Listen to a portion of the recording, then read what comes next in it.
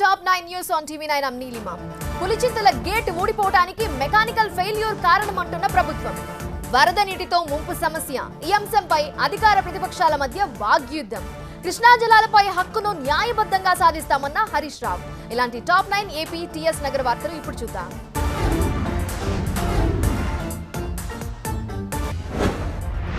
Pulichintala gate ఊడిపోవడానికి mechanical ఫెయిల్యూరే కారణంగా ప్రాథమికంగా నిర్ధారణ అయిందని ఏపీ ప్రభుత్వం తెలిపింది. హైడ్రాలిక్ గేట్ల ఏర్పాటుకు అధ్యయనం చేయాలని ఆదేశించామని మంత్రి పేర్ని నాని చెప్పారు. పులిచింతల నుండి వరద నీరు ప్రకాశం బ్యారేజ్కు వస్తోంది. ముంపు ప్రాంత ప్రజలను పునరావాస కేంద్రాలకు తరలిస్తున్నారు. చంద్రబాబు కమిషన్ల కక్కుర్తే పులిచింతల గేటు కొట్టుకుపోవడానికి కారణమన్నారు ఏపీ ప్రభుత్వ సలహాదారు సజ్జల. ప్రాజెక్టులో లోపాలున్నాయని 2015లోనే భద్రతా కమిటీ నివేదికిచ్చిన చంద్రబాబు సర్కార్ లైట్ తీసుకుందని గుర్తు చేశారు. ఆ రోజే చర్యలు తీసుకునుంటే ఇప్పుడు ఈ పరిస్థితి వచ్చేది కాదన్నారు.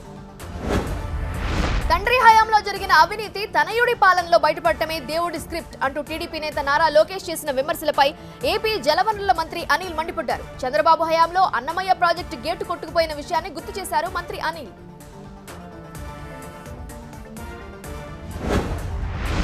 ఇరిగేషన్ పై ప్రగతి భవన్ లో తెలంగాణ సీఎం కేసీఆర్ సమీక్ష చేపట్టారు. కృష్ణా గోదావరి బోర్డులు ఇచ్చిన గెజెట్ పై చర్చించారు. అలాగే రాయలసీమ ఎత్తిపోతల పథకంపై వేసిన కేసులతో పాటు నేషనల్ గ్రీన్ ట్రిబ్యునల్ లో నడుస్తున్న కేసులపై కూడా సీఎం కేసీఆర్ అధికారులతో చర్చించారు.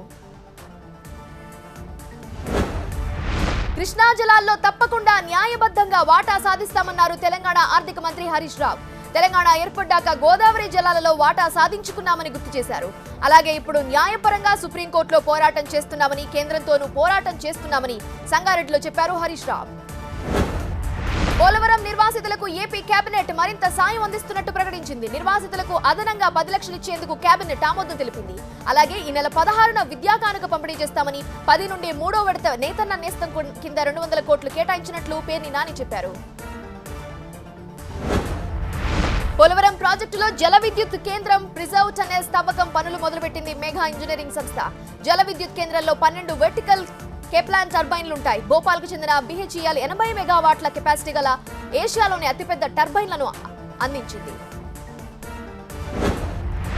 ఏపీలో 10th ఎగ్జామ్స్ ఫలితాలు విడుదలయ్యాయి. హై పవర్ కమిటీ సిఫార్సులకు అనుగుణంగా గ్రేడ్లు కేటాయించినట్లు విద్యా మంత్రి ఆదిమూలపు సురేష్ ప్రకటించారు. ఏ విద్యార్థికి నష్టం జరగకుండా గ్రేడ్లు కేటాయించామని, విద్యార్థుల ప్రతిభ ఆధారంగా గ్రేడ్లు ఖరారు చేశామని చెప్పారు. హైదరాబాద్ లోని ఫతీనగర్ లో సీవరేజ్ ట్రీట్మెంట్ ప్లాంట్ కు రాష్ట్ర మున్సిపల్ శాఖ మంత్రి కేటీఆర్ శంకుస్థాపన చేశారు. 317 కోట్లతో 100 MLD సామర్థ్యంతో ఈ ప్లాంట్ పనిచేస్తుంది. 1280 కోట్లతో నిర్మించే 17 STPలతో 376 MLDల మురుగునీరు శుభ్రం చేస్తారు.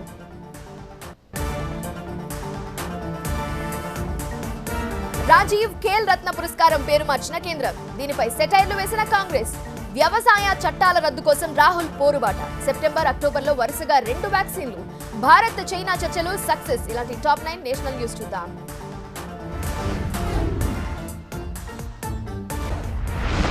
మోదీ ప్రభుత్వ నిర్ణయం స్వాగతిస్తూనే కేంద్రం తీరును ఎద్దేవా చేసింది కాంగ్రెస్ పార్టీ. స్టేడియం పేర్లను కూడా మార్చి నరేంద్ర మోదీ, అరుణ్ జైట్లీ పేర్లు పెడతారేమో అని కాంగ్రెస్ నేతలు వ్యాఖ్యానించారు. క్రీడా బడ్జెట్ కు కోతలు పెట్టి మోదీ సర్కార్ ప్రజల దృష్టిని ఆకర్షించడానికి ప్రయత్నిస్తోందని రణ్దీప్ సుర్జేవాలా ఆరోపించారు.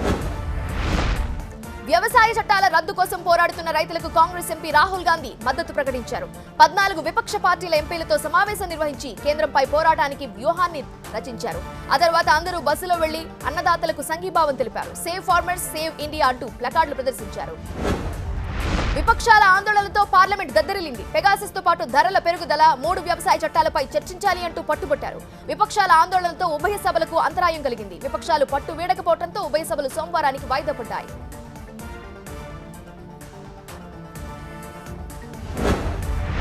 కరోనా వైరస్ పై వార్ లో కొత్త అస్త్రం రాబోతోంది. అక్టోబర్ కల్లా కోవాక్సిన్ అనే టీకా అందిస్తామని సీరం ఇన్స్టిట్యూట్ అధినేత ఆధార్ పూనావాలా చెప్పారు. కేంద్ర మంత్రులు అమిత్ షా, మన్సుఖ్ మాండవియాలతో సమావేశం తర్వాత ఈ వ్యాఖ్యలు చేశారు. 12 ఏళ్ల కన్నా చిన్న పిల్లలకు వచ్చే ఏడాది కోవోవాక్స్ టీకా వస్తుందని చెప్పారు. హైదరాబాదీ ఫార్మా కంపెనీ బయోలాజికల్ తీసుకొచ్చే కోర్బోవాక్స్ అనే కరోనా టీకా సెప్టెంబర్ ఆఖరికల్లా రావచ్చని కంపెనీ తెలిపింది. కంపెనీ ఎండీ మహిమా దాట్ల కేంద్ర ఆరోగ్య మంత్రి మన్సుఖ్ మాండవియాను కలుసుకున్న సందర్భంగా వ్యాక్సిన్ పరిణామాలు చర్చకొచ్చాయి. కేంద్ర ప్రభుత్వం అందుకు సహకారం అందిస్తుందని హామీ ఇచ్చారు కేంద్ర మంత్రి. ఆర్బీఐ గవర్నర్ శక్తికాంత దాస్ అధ్యక్షతన ఈ నెల 4 నుండి 3 రోజుల సమావేశమైన ఎంపీసీ 3 రోజుల సమీక్ష అనంతరం రెపో రేటును 4%, రివర్స్ రెపో రేటును 3.35% వద్ద యథాతథంగా ఉంచాలని నిర్ణయించింది.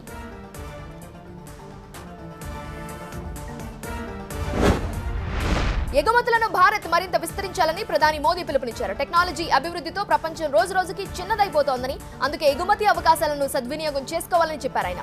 జీడీపీలో 20% ఉన్న ఎగుమతులు మరింతగా వృద్ధి చెందడానికి అవకాశాలున్నాయని అన్నారు.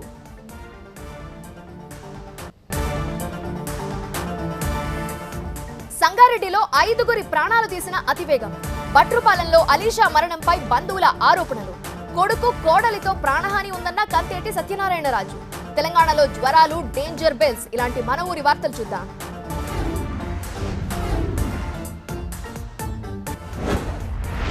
గుంటూరు జిల్లా బట్రుపాలెంలో అలీషా అనుమానాస్పద మృతి సంచలనం రేపింది. ఎస్ఈబీ అధికారుల దాడి వల్లే అలీషా చనిపోయాడని బంధువులు ఆరోపిస్తున్నారు. పోస్టుమార్టం తర్వాత డెడ్ బాడీని దాచేపల్లికి తరలించారు. డెడ్ బాడీతో అతడి బంధువులు రోడ్డుపై ఆందోళన చేయడంతో పరిస్థితి ఉద్రిక్తంగా మారింది.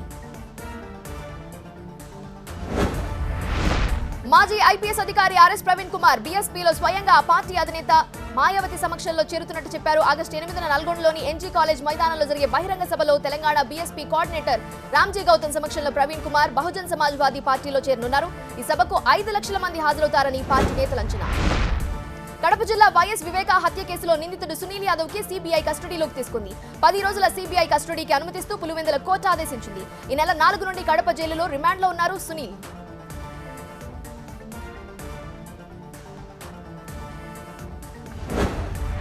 తనకు కొడుకు కోడలితో ప్రాణహాని ఉందంటూ మాజీ మంత్రి కంతేటి సత్యనారాయణరాజు బంజారాహిల్స్ పోలీసులకు ఫిర్యాదు చేశారు. కొంతకాలంగా ఆస్తిపాస్తుల విషయంలో సత్యనారాయణరాజు కొడుకు రాజు మధ్య వివాదం కొనసాగుతోంది.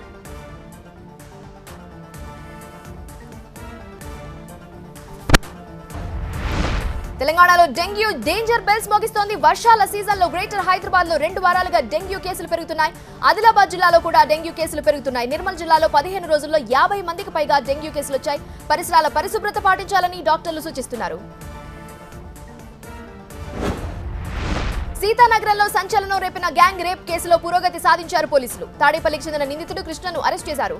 అయితే ఈ అరెస్ట్ ను అధికారికంగా ఇంకా వెల్లడించలేదు పోలీసులు. మరో నిందితుడి కోసం గాలిస్తున్నారు.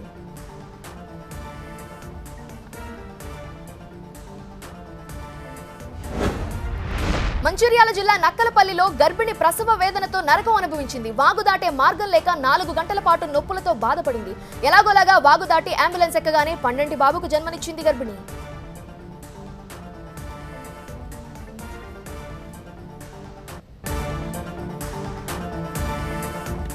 మహారాష్ట్రలో కాకరేపుతున్న గవర్నర్ పర్యటనలు. ముంబై లోకల్ ట్రైన్ల కోసం బీజేపీ ధర్నాలు. కర్ణాటకలో కరోనా రూల్స్ కఠినం చేసిన ప్రభుత్వం. కనీసం 6 నెలల పాటు కరోనా జాగ్రత్తలు తీసుకోవాలంటున్న WHO చీఫ్ సైంటిస్ట్. ఇలాంటి టాప్ 9 మెట్రో న్యూస్ చూద్దాం.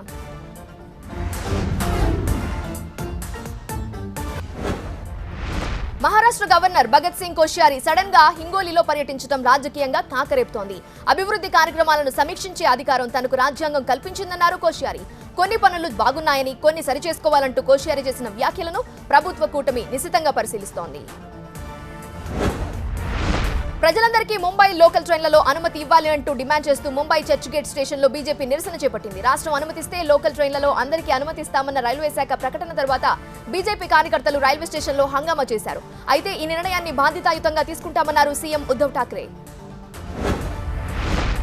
కేరళ మహారాష్ట్ర సరిహద్దు జిల్లాలో నైట్ కర్ఫ్యూతో పాటు వీకెండ్ కర్ఫ్యూ కూడా కొనసాగుతుందని కర్ణాటక ముఖ్యమంత్రి బసవరాజ్ బొమ్మాయి ప్రకటించారు. ఇక రాష్ట్ర వ్యాప్తంగా నైట్ కర్ఫ్యూను రాత్రి 9 గంటల నుండి ఉదయం 5 గంటల వరకు విధిస్తామని చెప్పారు ఆయన. రూల్స్ ను అమలు చేసే విషయంలో కఠినంగా ఉండాలని పోలీసులను ఆదేశించామన్నారు సీఎం. కనీసం మరొక 6 నెలల పాటు ప్రజలంతా కోవిడ్ ప్రోటోకాల్ ను ఖచ్చితంగా పాటించాలని ప్రపంచ ఆరోగ్య సంస్థ చీఫ్ సైంటిస్ట్ స్వాతి స్వామినాథన్ కోరారు. కరోనా జాగ్రత్తలను వదిలేసే సమయం ఇది కాదని అన్నారు. 6 నెలల్లో టీకాల కవరేజ్ పెరిగితే పరిస్థితులు మెరుగుపడవచ్చని చెప్పారు. రాజ్ కుంద్రా పోర్న్ కేసులో నటి షెర్లిన్ చోప్రాపై ముంబై క్రైమ్ బ్రాంచ్ పోలీసులు ప్రశ్నల వర్షం కురిపించారు. తనపై ఒత్తిడి తెచ్చి అశ్లీల వీడియోలు తీశారంటూ రాజ్ కుంద్రాపై ఇదివరకే ఆరోపణలు గుప్పించారు ఈమె. దీంతో ముంబై క్రైమ్ బ్రాంచ్ సమన్లు అందుకున్న షెర్లిన్ చోప్రా పోలీసుల ప్రశ్నలకు సమాధానాలు ఇచ్చారు. జీహెచ్ఎంసీ ప్రధాన కార్యాలయం ముందు బీజేపీ కార్పొరేటర్లు ఆందోళనకు దిగారు. సాహెబ్ నగర్ ఘటనలో మృతి చెందిన బాధితులను ఆదుకోవాలని డిమాండ్ చేశారు కార్పొరేటర్లు. అంతయ్య మృతదేహం వెలికితీతలో ఫ్లాప్ అయ్యారని ఆగ్రహం వ్యక్తం చేశారు.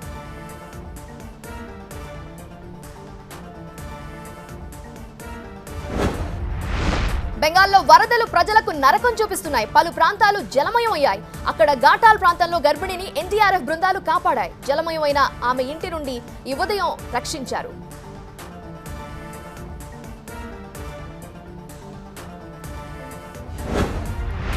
ముంబై జూహు బీచ్ లో 5 కిలోమీటర్ల మేర ఇసుక నల్లగా మారింది. ముడి చమురు లీక్ అవటం వల్ల ఇలా తీరానికి కొట్టుకొస్తోందని చెప్తున్నారు. అయితే ఈ పరిసర ప్రాంతాల్లో ఆయిల్ లీకేజ్ కాలేదని ముంబై మేయర్ కిషోరి పెట్నేకర్ చెప్పారు. తీరానికి వచ్చిన ముడి చమురును తొలగించే కార్యక్రమం కొనసాగుతోంది. ఆఫ్ఘన్ లో తాలిబాన్ల తూటాలకు ప్రభుత్వ అధికారి బలి. ఎదురుదాడులకు దిగుతున్న ప్రభుత్వ బలగాలు. పక్క దేశాలకు పారిపోతున్న ప్రజలు. ప్రపంచ వ్యాప్తంగా కరోనా కేసులు మళ్లీ పెరుగుతున్నాయంటున్న WHO. ఇలాంటి టాప్ 9 వార్తల్ని న్యూస్ జంక్షన్ లో చూద్దాం.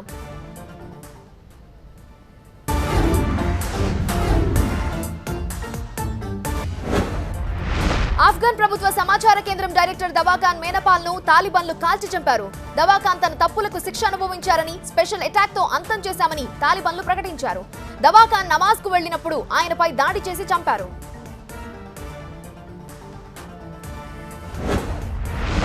ఆఫ్ఘన్ లో రెచ్చిపోతున్న తాలిబాన్లను అమెరికా బలగాలు దెబ్బతీసే ప్రయత్నం చేస్తున్నాయి. హెల్మండ్ రాష్ట్రంలోని లష్కర్ గా ప్రాంతంలోని తాలిబాన్ల స్థావరంపై ఆఫ్ఘన్, అమెరికా సంయుక్తంగా వైమానిక, రాకెట్ దాడులు చేశాయి. ఈ దాడుల్లో భారీ నష్టం జరిగింది.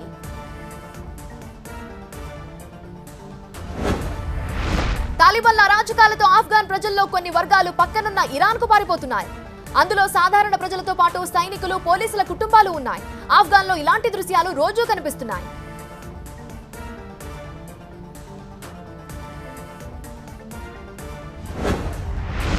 అమెరికాలోని కాలిఫోర్నియా అడవుల్లో రగులుతున్న కార్చిచ్చు ఇతర ప్రాంతాలకు వ్యాపిస్తోంది. ప్లూమాస్ కౌంటీలో ఇళ్లు తగలబడుతున్నాయి. ఇంటి ముందున్న కారు మంటల్లో మాడి మసవుతున్నాయి. ఇప్పటికే ఈ ప్రాంతంలో ప్రజలను మరొక చోటికి తరలించారు.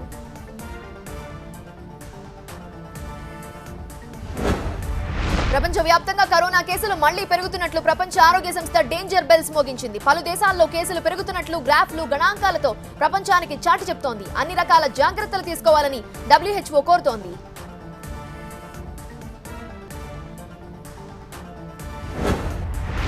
కరోనా పుట్టుక పరిశోధన చేయాల్సింది తమ దేశంలో కాదని అమెరికాలోనని చైనా వాదిస్తోంది. అమెరికాలోనే దర్యాప్తు చేయాలంటున్న తమ దేశంలో జనం కోరుతున్నట్లు కొన్ని సర్వేలను చైనా బయటపెట్టింది. తద్వారా అమెరికా WHO వాదనకు చైనా కౌంటర్ ఇస్తోంది.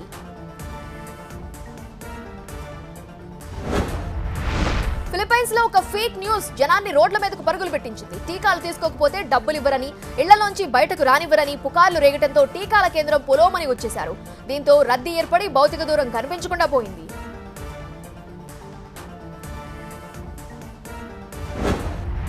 పెరుగుతున్న కరోనా కేసులతో దక్షిణ కొరియా అల్లాడుతోంది. భౌతిక దూరాన్ని పాటించాలంటూ ఇప్పటికే నిబంధనలు ప్రకటించింది.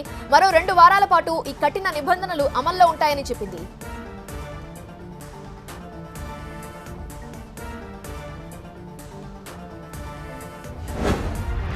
అమెరికాలోని పలు చోట్ల స్కూళ్లు ప్రారంభమయ్యాయి. అయితే మాస్కులు ధరించడం తప్పనిసరి కాదు. మాస్క్ ధరించడాన్ని ప్రజలకే వదిలేశారు. అయితే కరోనా కేసులు పెరుగుతున్న తరుణంలో మాస్కులు ధరించి స్టూడెంట్స్ స్కూళ్లకు వస్తున్నారు.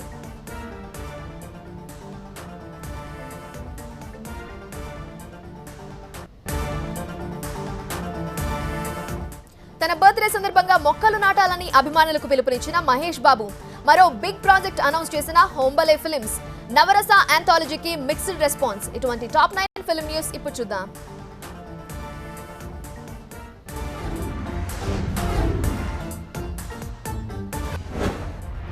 సూపర్ స్టార్ మహేష్ బాబు అభిమానులకు ఒక రిక్వెస్ట్ చేశారు. ఈసారి తన బర్త్డే సందర్భంగా అభిమానులంతా మొక్కలు నాటాలని సూచించారు. ఆగస్టు 9న మహేష్ బాబు పుట్టినరోజు వేడుకలు ఘనంగా నిర్వహించేందుకు ఏర్పాట్లు చేస్తున్నారు ఫ్యాన్స్. ప్రస్తుతం సర్కారు వారి పాట షూటింగ్ లో బిజీగా ఉన్నారు మహేష్ బాబు. శాకుంతలం సినిమాకు సంబంధించి మరో అప్డేట్ ఇచ్చారు మేకర్స్. ఈ సినిమాలో బాలీవుడ్ నటుడు కబీర్ బేడి కీలక పాత్రలో నటిస్తున్నారు. నిర్మాత నీలిమా గుణ ఈ విషయాన్ని వెల్లడించారు. సమాంతా టైటిల్ రోల్ లో నటిస్తున్న ఈ సినిమాలో మలయాళ నటుడు దేవ్ మోహన్ దుష్యంతుడిగా నటిస్తున్నారు. వరుసగా పాన్ ఇండియా సినిమాలు నిర్మిస్తున్న కన్నడ బ్యానర్ హోంబలే ఫిల్మ్స్ మరొక బిగ్ ప్రాజెక్ట్ ను అనౌన్స్ చేసింది. రిషబ్ శెట్టి హీరోగా, దర్శకుడిగా కాంతారా అనే సినిమా త్వరలో తెరకెక్కబోతున్నట్టు వెల్లడించారు మేకర్స్. ఇప్పటికే ప్రభాస్ హీరోగా సలార్ సినిమాను నిర్మిస్తున్న హోంబలే రక్షిత్ శెట్టితో రిచర్డ్ యాంటనీ, పునీత్ రాజ్ కుమార్ తో ద్విత్వా సినిమాలు ప్రకటించింది. సింబు హీరోగా గౌతమ్ మీనన్ దర్శకత్వంలో మరొక సినిమా తెరకెక్కనుంది. వేందు తనేందురు కాదు అనే పేరుతో తెరకెక్కుతున్న ఈ సినిమా కోసం కంప్లీట్ గా మేకోవర్ అయ్యారు సింబు. ఈ సినిమాకు ఏఆర్ రెహమాన్ సంగీతం అందిస్తున్నారు. వేల్స్ ఫిల్మ్ ఇంటర్నేషనల్ బ్యానర్ లో రూపొందిస్తున్నారు ఈ సినిమా. యూనివర్సల్ స్టార్ కమల్ హాసన్ సార్పట అనే టీం ను అభినందించారు.